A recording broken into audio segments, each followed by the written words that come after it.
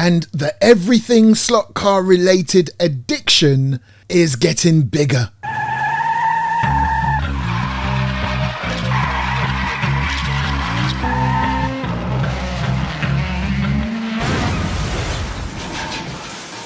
I'm literally building a brick wall. These are they're almost like real bricks, some kind of clay or something they're made out of.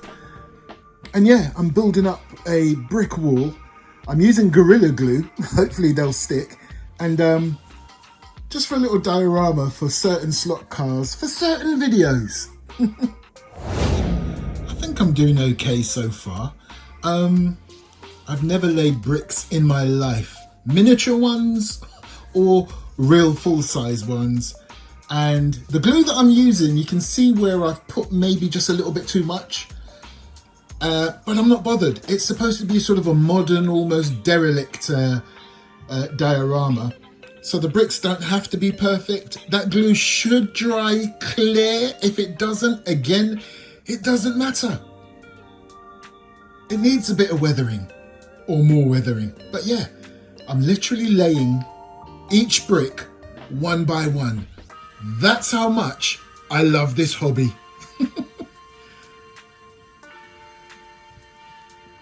Oh, and that brick wall, it's only halfway there.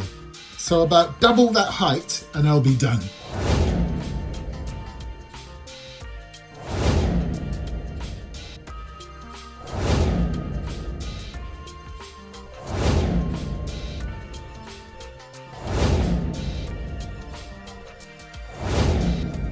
And this is the finished product. And it's very solid.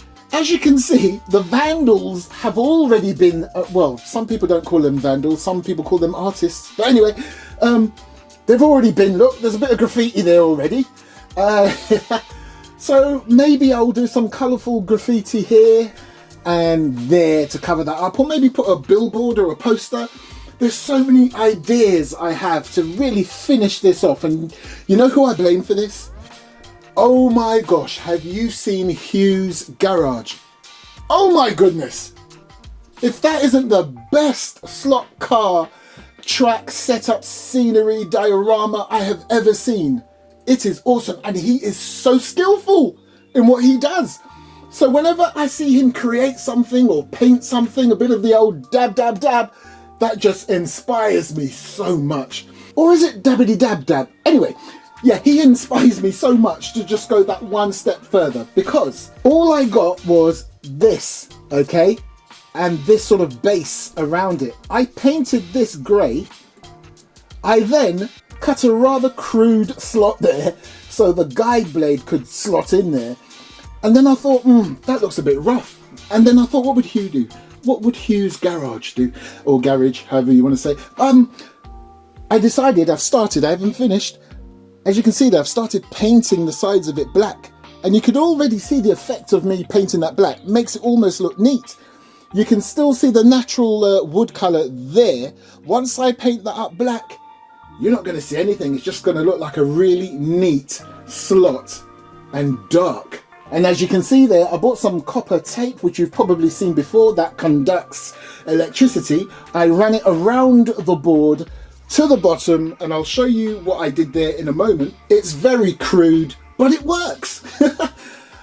And then because the ends of these two strips here were a bit rough and one was a bit longer than the other, I got my measurements wrong, I found this random decal, this sticker here, and I stuck it on, and it just makes it look neat in my eyes.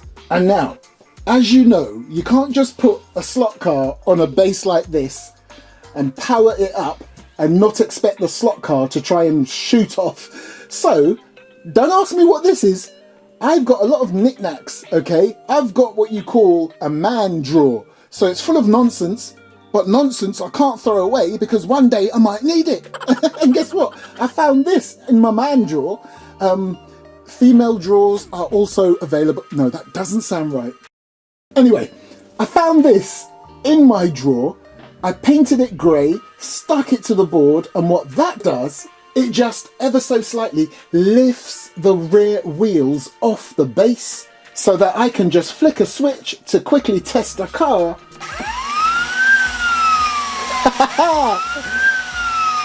And Bob's your uncle.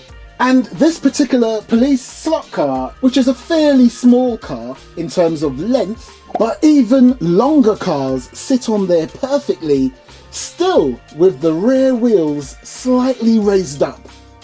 Nice. And this is the rear of the wall. As you can see, I actually practiced the bit of graffiti on the back first, just in case it was the wrong colour.